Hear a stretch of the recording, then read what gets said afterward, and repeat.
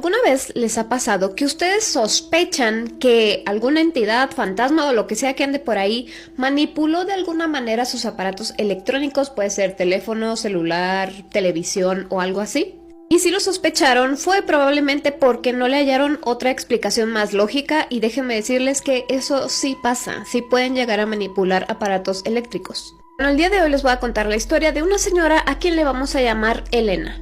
Resulta que la señora Elena era una abuelita de 78 años que vivía sola en un antiguo edificio de departamentos. El departamento donde ella vivía pues lo compartía con su esposo, pero como había fallecido, ella decidió quedarse ahí sola. Sus hijos vivían en el extranjero y a pesar de que le dijeron que pues si se quería ir para allá con ellos, ella dijo que no, porque ella estaba acostumbrada a su vida ahí, a su departamento y a una amiga que tenía ahí mismo en el edificio. La señora Elena tenía una rutina bien fija de todos los días. Esa era que se levantaba temprano por la mañana, regaba sus plantas, que a su esposo le encantaban, se hacía su café y por la tarde se iba a ver a su amiga a su departamento. Al ser una señora mayor, a ella no le gustaba pues mucho la tecnología, incluso no tenía ni celular. La única forma en que sus hijos le podían llamar era por un antiguo teléfono que tenían. Realmente con quien se comunicaba, estaban al pendiente el uno de la otra, era con su amiga y a ella le platicaba todo. Entre esas cosas que le platicó, le dijo que pues las llamadas de sus hijos no llegaban tan seguido, que de hecho eran bastante esporádicas y algunas muy cortas, solamente para saber si todo estaba bien, si necesitaba algo, y eso era todo. Pero ella los justificaba de alguna manera diciendo que pues ellos estaban haciendo su vida y que estaban muy ocupados. Esto a la amiga de doña Elena no le parecía mucho, sobre todo porque doña Elena era una mujer muy reservada y si verdaderamente algo le pasaba, prefería no decirle a sus hijos para no molestarlos.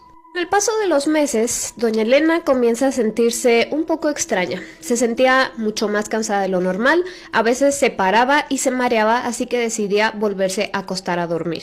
A pesar de que ella se sentía así, tenía esta rutina tan fija que no importaba qué tan mal se sintiera, ella seguía haciéndola.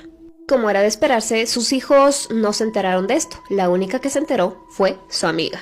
Una noche que ella se encontraba tejiendo en su sillón, sonó su antiguo teléfono, así que ella lo tenía justo a un lado, simplemente estiró el brazo, contestó y se escuchaba como una estática, un poco extraña. Ella dijo, bueno, ¿quién es? ¿Quién es? No respondió nadie, así que ella colgó.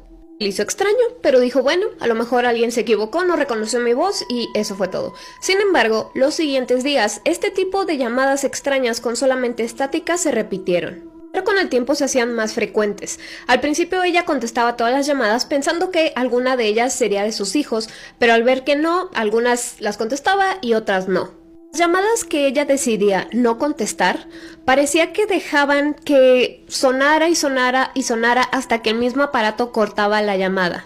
A las 2 o 3 semanas de que esto comenzó a suceder, otra cosa rara pasó, y eso fue que eran de entre las 8 o 9 de la noche cuando alguien toca la puerta de doña Elena. A ella se le hace raro pensando que a lo mejor era su amiga que necesitaba algo, porque esas ya no eran horas que ellas estaban en la calle, así que abre la puerta y descubre que es la policía.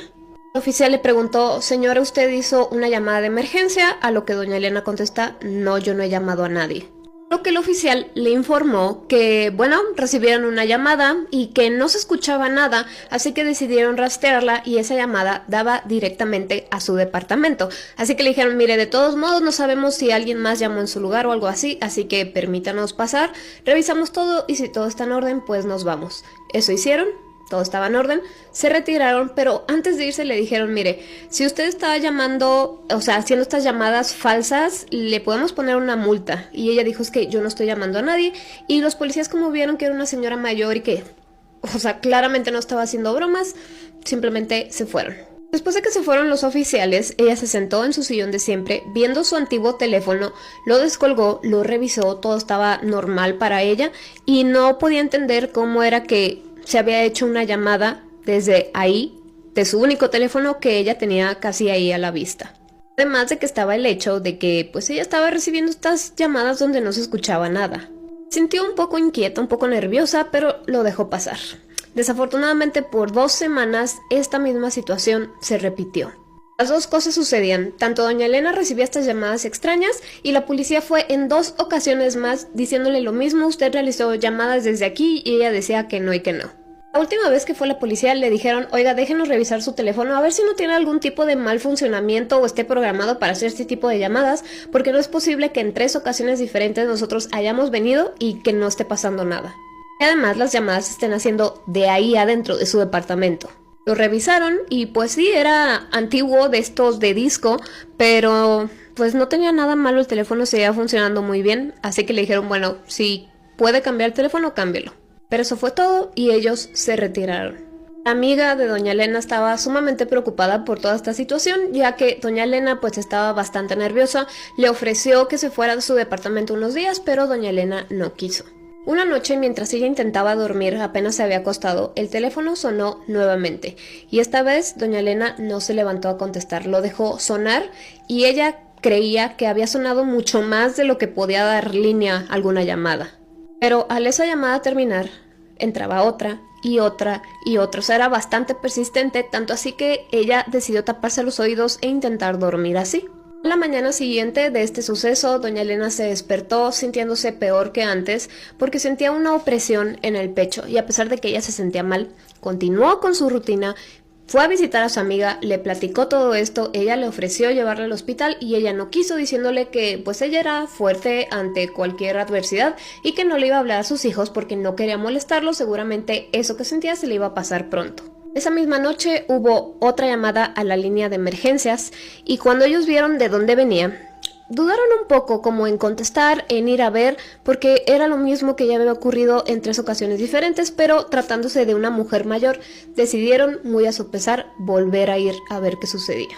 Ellos llegan al departamento, tocan la puerta, no reciben ninguna respuesta, la llaman por su nombre, ya que ya la ubicaban, no recibían respuesta, fueron a timbrar a otros vecinos preguntando por ella y pues ellos le comentaron que pues sí, ahí la escucharon y todo, pero pues que ya era tarde, probablemente estaba dormida. Tocaron con más fuerza y al ver que no recibían respuesta deciden tumbar la puerta. Cuando entraron, desafortunadamente lo que encontraron fue a la señora Elena tirada en el piso, aún con su bata de dormir puesta, ya sin vida. Todo estaba en su lugar, ya que ella siempre mantenía todo limpio y como había hecho su rutina esa misma mañana, nada estaba fuera de su lugar y al parecer esta abuelita había fallecido unas horas antes. La amiga de doña Elena acudió muy triste al departamento al ver todo lo que había pasado. Los policías le comentaron todo, cómo fue que llegaron al departamento y esta amiga nota cómo en el rostro de doña Elena pues estaba sereno, como si hubiera fallecido en paz. Ella es la que se pone en contacto con sus hijos, les cuenta todo y ellos pues se lamentaron mucho de no haber tenido más contacto con ella y no haberse hecho el tiempo de irla a ver más seguido. Al día siguiente llegan todos los hijos de doña Elena al país para arreglar el funeral.